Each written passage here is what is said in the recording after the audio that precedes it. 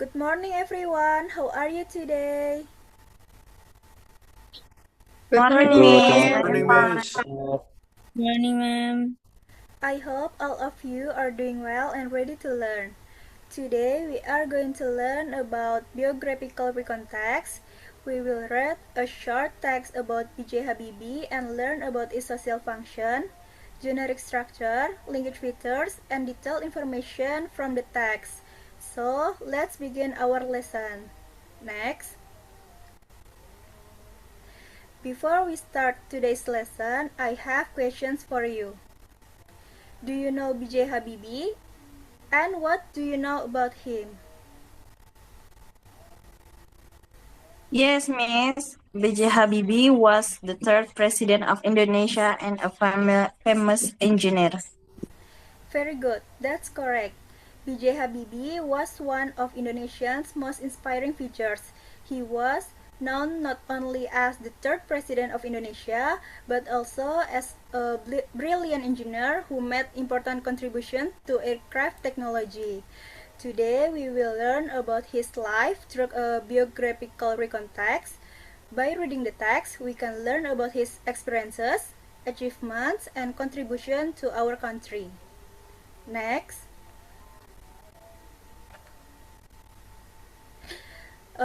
Now let's look at our learning objective for today's lesson. By the end of this lesson, you will able to first identify the social function, generic structure, and language features of a biographical recontext. Second, find detailed information in a biographical recontext through reading activities.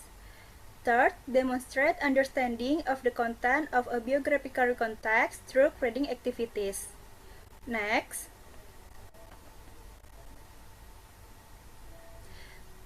Now let's discuss the definition of a biographical recontext. A biographical recontext is a type of recontext that retells a person's life experiences or life journey based on chronological order. In other words, this text tells us about someone's life story by presenting important events from the past in the order they happen. And the social function of a biographical recontext is to provide information about person's life, experiences, struggles, and achievements in chronological order. Through biographical recontext, reader can gain information and learn valuable lessons from the life experiences of inspiring people. Next.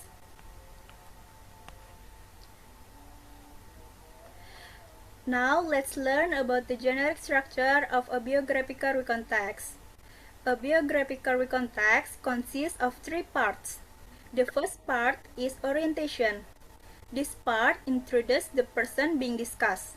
It usually provides basic information about the person, such as their name, place of birth, and date of birth. The second part is series of events. This part tells important events in the person's life in chronological order.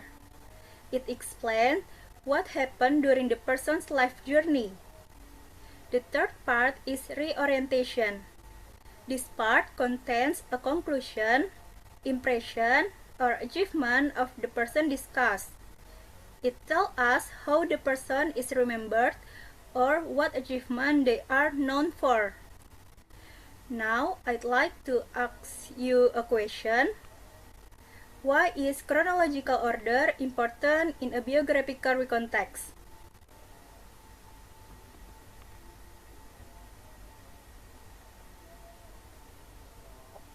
Can I answer the question, Miss? Yes, please, Siva.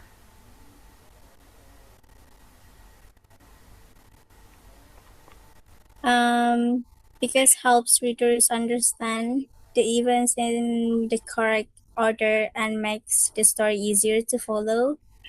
That's correct. Chronological order helps readers understand the sequence of events in a person's life clearly and easily. Without chronological order, the text would be more difficult to understand. Next.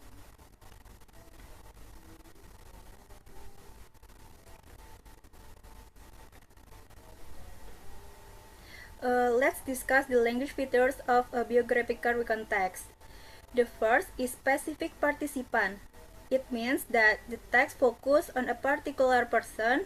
Example is B.J. Habibie. The second is simple past tense. It is used to talk about events that happened in the past. Examples are was born and studied.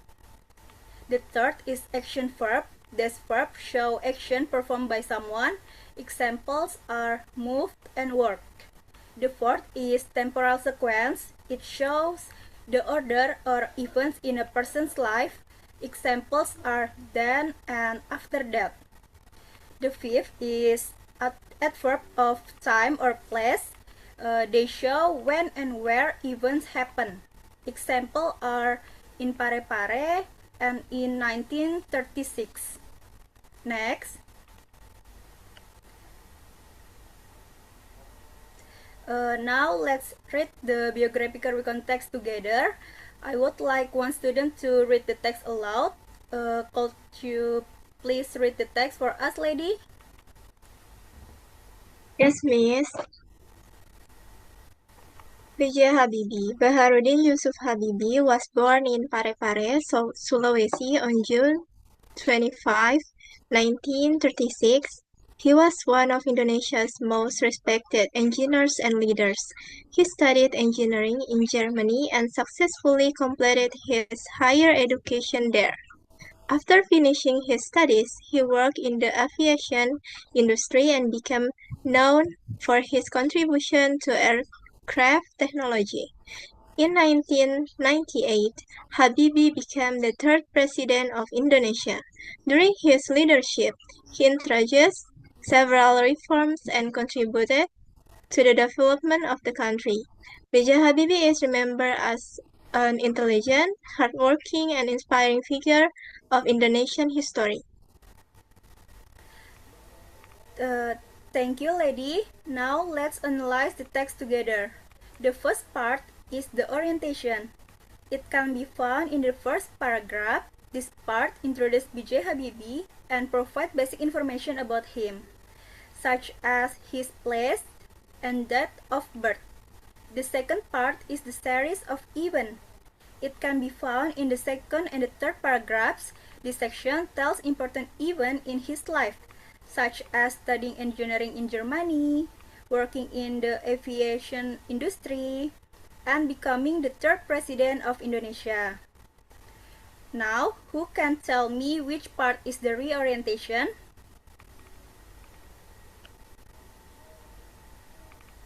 Can I answer, Miss? Yes, please, Siva. I think it's the last sentence. Excellent, that's correct. This part tells us how B.J. Habibie is remembered and highlight his achievement and contribution. Now let's identify the language features used in the text. This text uses a specific participant, which is B.J. Habibie. It also uses simple past tense such as was born, studied, worked, and become because the text tells the event that happened in the past. The text also contains action verbs such as studied, worked, and introduced, which describe action performed by B.J. Habibie. Can anyone find an example of a temporal sequence? Can I answer, Miss? Yes, please, Reza. After finishing his studies, Very good. That phrase shows the sequence of events in his life. The text also uses adverb of time or place, such as in Parepare, in Germany, and in 1998.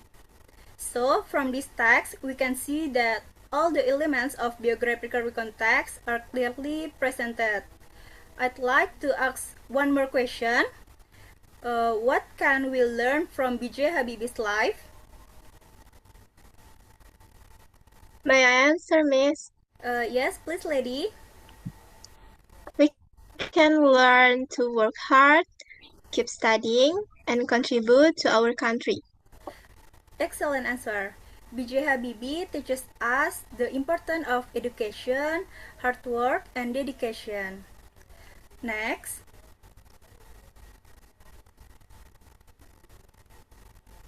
Now let's see how well you understand the text. Please answer this question based on the text. For question 1, where was B.J. Habibie born? Can I answer, Miss? Yes, Fitria. He was born in Parepare, South Sulawesi. Correct. That information can be found in the orientation part of the text. 2. What did B.J. Habibie study in Germany? Can I answer, Miss? Yes, please. I think he studied engineering, Miss. Excellent. You have identified the correct detailed information from the text. 3. Why is B.J. Habibie remembered as an inspiring figure? Can I answer, Miss? Yes. Because he was intelligent, hardworking, and contribute greatly to Indonesia. Very good. That's the right answer. It shows that you understand not only the information in the text but also the reason why B.J. Habibie is admired by many people. For your self-reflection, please review today's material at home and think about what new things you learned about biographical recon text and how reading biographical recon text can broaden your knowledge and perspective. Next.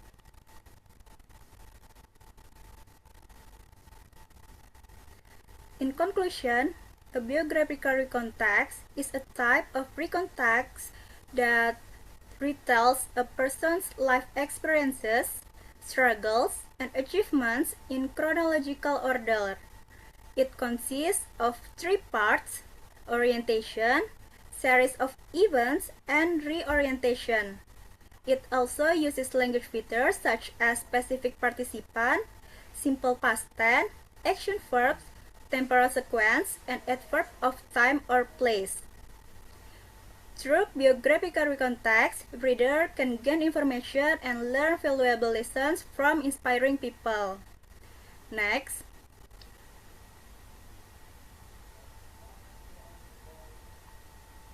I hope today's lesson helped you understand biographical recon text better.